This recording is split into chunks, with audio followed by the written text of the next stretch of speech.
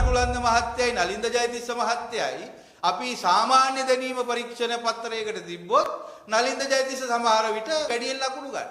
හැබැයි නලින්ද ජයතිස්සට ප්‍රසාද් කටුලන්ද කරන වෛද්‍ය හාස්කම් වලින් දශමයක් කරන්න බෑ. උණට බේත් දෙන්නත් බෑ. ඒ නිසා අපි කියන්නේ කවදා හරි දවසක මේකට විභාගයක් තිබිය යුතුයි. ඒ විභාගයේ තිබිය යුත්තේ සෞඛ්‍ය අමාත්‍යාංශයේ නෙවෙයි. ඒ විභාගයේ විෂය විය යුත්තේ දැනුම මිනුම නෙවෙයි.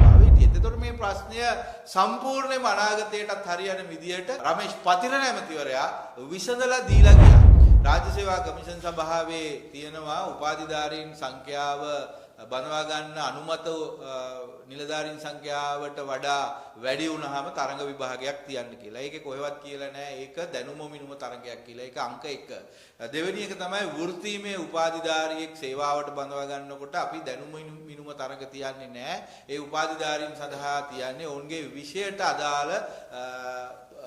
අදාළ තරඟ විභාගයක්. ඒ විෂයට අදාළ තරඟ විභාගයේ තියන්න සෞඛ්‍ය අමාත්‍යාංශයට හැකියාවක් නැහැ. ඒක තියන්න පුළුවන් විශ්වවිද්‍යාල ප්‍රතිපාදන කමිෂන් සභාව භාරයේ තියෙන විශ්වවිද්‍යාල පද්ධතියට. ඒතර මේ කාරණාව රමේෂ් පතිරණ ඇමතිවරයා ඉන්න කාලේ අපි සාකච්ඡා කරා. ඒ සාකච්ඡාවේදී විශ්වවිද්‍යාල ප්‍රතිපාදන කමිෂන් සභාව සහ ඒ අදාළ විශ්වවිද්‍යාල උපාධි සඳහා පීඨවල ප්‍රධානීන් ඇවිල්ලා ඒකට විසඳුමක් දුන්නා. පළවෙනි විසඳුම තමයි මේ වෙනකොට කණ්ඩායම් කිහිපයක් මේ උපාධි සුසුකම් ලැබලා තියෙන නිසා බඳවා ගැනීම සඳහා ගැසට් නිවේදන කීපයක් සඳහා එක ගැසට් නිවේදනයක් ගහලා තියෙන නිසා ඔවුන් කිව්වා මේ අවස්ථාවේදී ඔවුන්ගේ අවසාන විභාගය පිළිබඳව සලකලා බලලා විද්‍යානුකූල ක්‍රමයකට ඔවුන්ගේ කුසලතා ලේඛනය හදලා එවන්නම් කියලා ඔවුන් සති දෙකක් ඇතුළත ඒ කුසලතා ලේඛනය හදලා එව්වා. එතනින් එහාට ඊළඟ වසරේ ඉඳලා විශ්වවිද්‍යාල ප්‍රතිපාදන කමිෂන් සභාව වගකීම බාරගත්තා.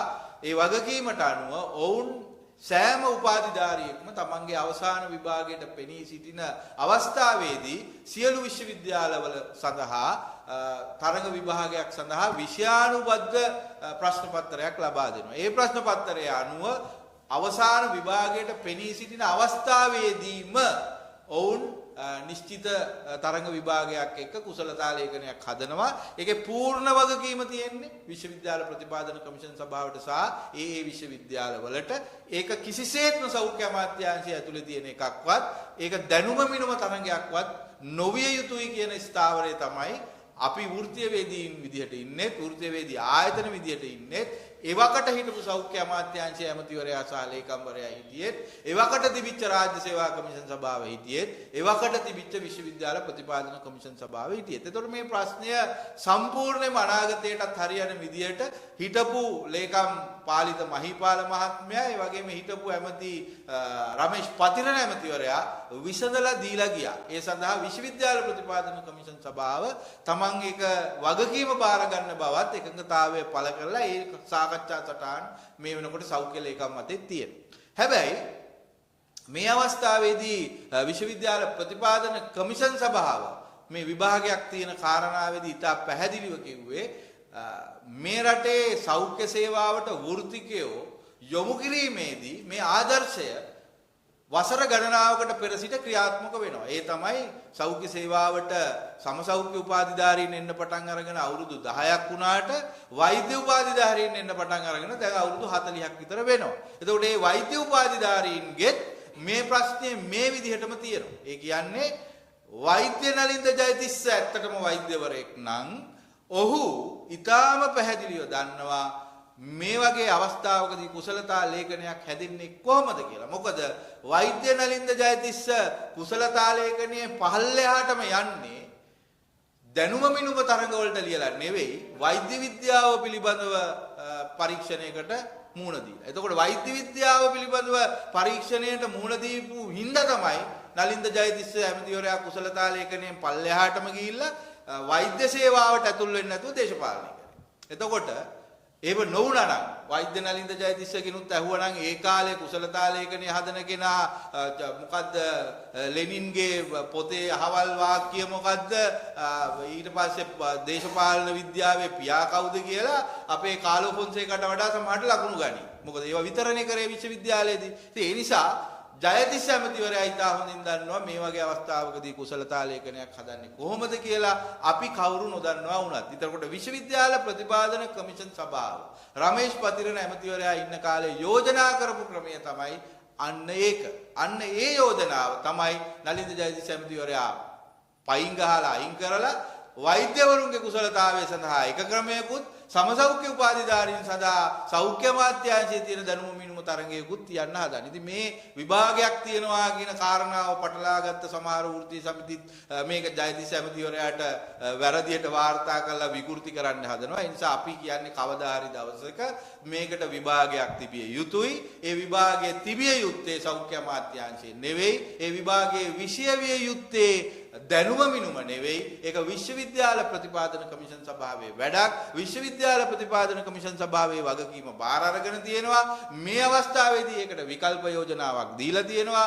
ලබන වසරේ ඉඳලා ඒක කරණීමේ වගකීම වුන් බාර අරගෙන තියෙනවා. ඒ ක්‍රමය මේ වෙනකොට සෞඛ්‍ය අමාත්‍යාංශයේ ක්‍රියාත්මක වෙමින් තියෙනවා. ඒ ක්‍රියාත්මක වෙන ක්‍රමය වෛද්‍යවරුන් සඳහා මේ වෙලාවේ අත්හදා බලලා ඒක නිට්ටාවට සුදුසු ක්‍රමයක් විදිහට තහවුරු වෙලා තියෙනවා. ඒතකොට මේ ඔක්කොම තියෙද්දි තමයි නලින්ද ජයතිස්ස ඇමතිවරයා සාකච්ඡා නොකර හැංගෙමින් Tamanට ඕනේ දේ කරන්නේ. ඊළඟට බරපතලම ප්‍රශ්නේ තමයි මේ සමසෞඛ්‍ය උපාධිධාරීන්ව රාජ්‍ය විශ්වවිද්‍යාලවල අයින් කරලා කොතලාවල ආරක්ෂක විද්‍යාපීඨයේ දිගටම පුහුණු කරනවා සල්ලි වලට විශ්වවිද්‍යාල 5ක් රාජ්‍ය විශ්වවිද්‍යාල 5ක් උපාධිධාරීන් බිහි කරනවට වඩා වේගයෙන් එක විශ්වවිද්‍යාලයක් සල්ලි අරගෙන උපාධිධාරීන් බිහි කරනවා. එතකොට මේක තමයි ඇත්ත ප්‍රශ්නය.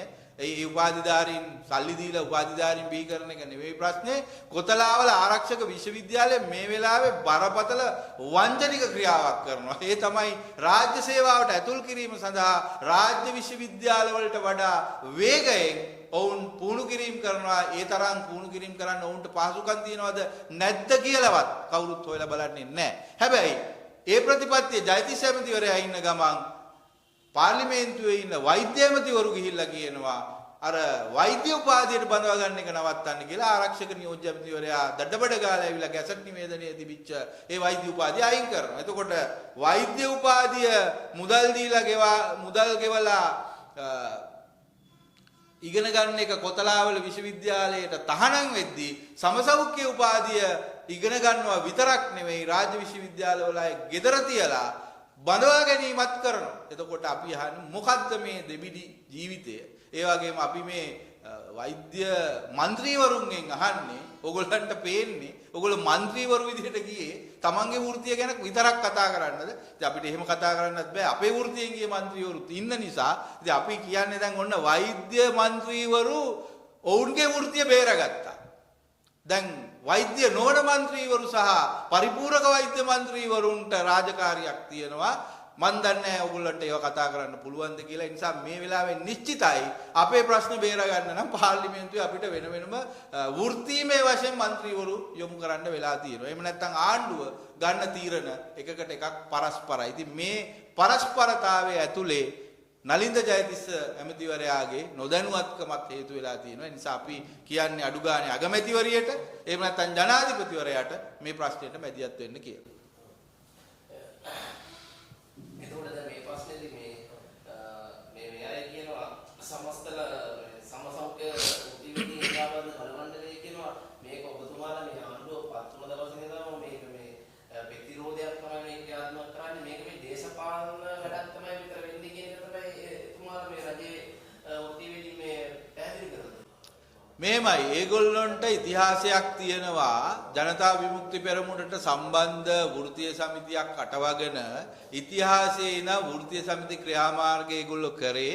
ඒගොල්ලන්ගේ ප්‍රකාශිත තත්ත්වය පවා ඒගොල්ලන්ගේ වෘත්තීය සමිතියේ අරමුණ තමයි ආණ්ඩුව පෙරලලා බලයටපත් වෙන එක. දැන් ඒගොල්ලෝ ඉස්සර කරපු සියලු වෘත්තීය සමිති ක්‍රියාමාර්ග ගත්තේ වෘත්තිකයන් වෙනුවෙන් නෙවෙයි. ඉතින් මේ හැම වෘත්තීය සමිති ක්‍රියාමාර්ගයකදීම ඒගොල්ලෝ හිටියේ කොහොමද තියෙන රජය බලයෙන් පහ කරන්න කියලා. ඉතින් ඒගොල්ලොන්ගේ අත්දැකීමට අනුව ඒගොල්ලෝ එහෙම ප්‍රකාශ කරන එක හරීම සාධාරණයි. මොකද ඒගොල්ලෝ ඊට වඩා දෙයක් දන්නේ නැහැ. දැන් මේ කාරණාව ගත්තාම මේ කාරණාව පිළිබඳවවත් ඔවුන් දන්නේ නැහැ. ඔවුන් වෘත්තිකයෝ කියලා අපිට කියන්න බෑ. ඒ නිසා අපිට කියන්න වෙන්නේ ඔයගොල්ලෝ දේශපාලඥයෝ හෝ දේශපාලන කාඩරවරුන් කියලා විතරයි. එහෙම නැත්තම් මේ සේවාව ඇතුලේ 100%ක් මිනිස්සු වර්ධනයට දායක වෙන්නේ නැහැනේ. ප්‍රශ්නයක් නැත්තම් මේ වර්ධනය කරලා තියෙන අය ඇතුලේ බහුතරයක් ඉන්නවා මාලිමාවට ඡන්දෙ දීපු. ඒකත් ආණ්ඩුව සහ වෘත්ති සමිති තේරුම් ගන්න ඕනේ. එතකොට මේ සෞඛ්‍ය සේවාවේ මේ වර්ධනය කරපු ඔක්කොම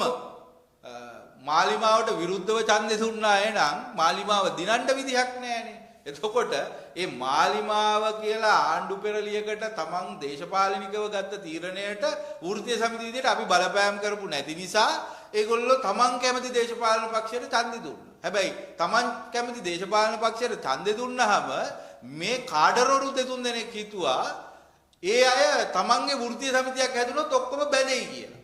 ඉතින් ඒගොල්ලන්ට ඉගෙන ගන්න තියෙන පාඩම තමයි දේශපාලනය කියන එකයි වෘත්තීය සමිති කියන එකයි දෙක. ඒ දෙක මේ සමාජිකයෝ තේරුම් අරන් තියෙන හින්දා තමයි මාලිමාවට ඡන්දෙ දෙන ගමන්ම දේශපාලනිකව කොහේ හිටියත් වෘත්තීමේ ප්‍රශ්නයේදී වැඩ වර්ධනය කරන්නේ ඉල්ලීම් ඉල්ලන්නේ තමන්ගේ වෘත්තිය වෙනුවෙන් පෙනී හිටින්න. හැබැයි ඔය දේශපාලනික වෘත්තීය සමිති හින්දා වෙන්නේ මාලිමාවට ඡන්දෙ දෙන මිනිස්සුත් අතිමහත් බහුතරයක් මාලිමාවට ඡන්දෙ දෙන එක නවත්තන එක. අපිට එහෙම උමනාවක් නැහැ.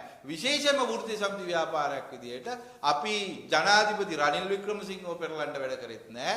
ජනාධිපති අනුර කුමාර දිසානායකව පෙරලන්න වැඩ කරන්නෙත් නැහැ. ඒක අපේ රාජකාරිය නෙවෙයි. ඒ නිසා අපි ওই දේශපාලනික වටවගත්ත වෘත්තීය සමිති වලට කියනවා ගිහිල්ලා දේශපාලන පක්ෂයට බැඳිලා දේශපාලනය කරන්න.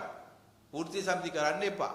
වෘත්තීය සමිති කරනවා නම් ඒ වෘත්තීය සමිති කරන්න ඕනේ වෘත්තිකයාගේ ආරක්ෂාව සහ ඉදිවාසිකම වෙනුවෙන් 100% අද දවසේ වෘත්තීය සමිති ක්‍රියාමාර්ගයට සමාජිකයෝ සහභාගී වෙලා තියෙන නිසා ඔවුන්ගේ කතාවට කිසිදු වළංගුභාවයක් නැහැ.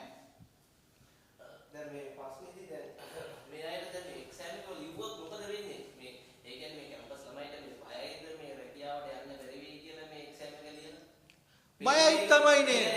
රජයේ විශ්වවිද්‍යාල ඖද්‍යෝගික විශ්වවිද්‍යාලත් එක්ක තරගයක් දෙන්න බෑ කියන හිතනද මෙහෙම තත්ත්වයක් තියෙන්නේ? නෑ මෙතන පෞද්ගලික විශ්වවිද්‍යාලවල තරගයක් නෙවෙයි. පෞද්ගලික විශ්වවිද්‍යාලවල උපාධිධාරීන්ට අවශ්‍ය වෙන්නේ කොහොම හරි රාජ්‍ය සේවාවට ඇතුල් වෙන එක හින්දා ඔවුන් මේ සේවාවන්ගේ ප්‍රමිතීන් ගැන හෝ වෙනත් කාරණාවක් ගැන සලකන්නේ නෑ. ඔවුන්ට ලද පළවෙනි ඇසිල්ලේම ඔවුන් මේකට ඇතුල් වෙන්න ඕනේ ක්‍රියාමාර්ග ගන්නවා. ඒක ඔවුන්ට තියෙන අවදානම. මොකද ඔවුන් දන්නවා අවසාන වශයෙන් ඔවුන්ට අභියෝගයක් තියෙනවා. ඔවුන් මේ උපාධිය අරගෙන තියෙන්නේ මුදල් ගෙවලා. එතකොට ප්‍රමුඛතාවයේ තියෙන්නේ රාජ්‍ය විශ්වවිද්‍යාලවලට, ප්‍රමුඛතාවයේ තියෙන්නේ වැඩියෙන් ඉස්සෙස්කෝ ගත්ත අයට, ප්‍රමුඛතාවයේ තියෙන්නේ විශ්වවිද්‍යාලයේ උඩම ඉන්න කණ්ඩායමට. ඒක වුන් දන්න නිසා වුන් හැම වෙලාවෙම මේ අභියෝගය සඳහා මුහුණ දෙන්නේ පළවෙනි අවස්ථාවේදීම ප්‍රතිචාර දක්වීමෙන්. හැබැයි මේ අභියෝගතා පරීක්ෂණය සහ කුසලතාවය කියන එක තරඟකාරීව දෙන්න බයක් තියනවා වගේ එකක් කවුරු හරි කියන්න උත්සාහ කරනවා නම් ඒක එහෙම වෙන්න බෑ. මොකද පෞද්ගලික අංශයට ලක්ෂ 50ක් 60ක් 100ක් දීලා ගිහිල්ලා ඉගෙන ගන්න කොතලාවල ආරක්ෂක විශ්වවිද්‍යාලයේ දේශීය විශ්වවිද්‍යාලයට නිදහස් අධ්‍යාපනයට ඇතුල් වෙන්න බැරි වෙච්ච දරුවෙක්. එහෙම ඇතුල් වෙන්න බැරි වෙන්නේ ඔය කුසලතාවයද සාමාන්‍ය බුද්ධි පරීක්ෂණයද IQ එකද සංසන්දනාත්මකව කරපු සාමාන්‍ය පෙළ උසස් පෙළ ඉසෙට් ස්කෝ එක මේ ඔක්කොම සංසන්දනය කරලා උඩම ඉන්න කණ්ඩායම තමයි රාජ්‍ය විශ්වවිද්‍යාල වලට යන්නේ. ඒක අපි කැමති වුණත් නැති වුණත් ලෝකෙම පිළිගන්න එකක් තමයි මේ වෙනකොට IQ එක ඉහළම අය තමයි රාජ්‍ය විශ්වවිද්‍යාල වලට යන්නේ. ඒක පළවෙනි එක.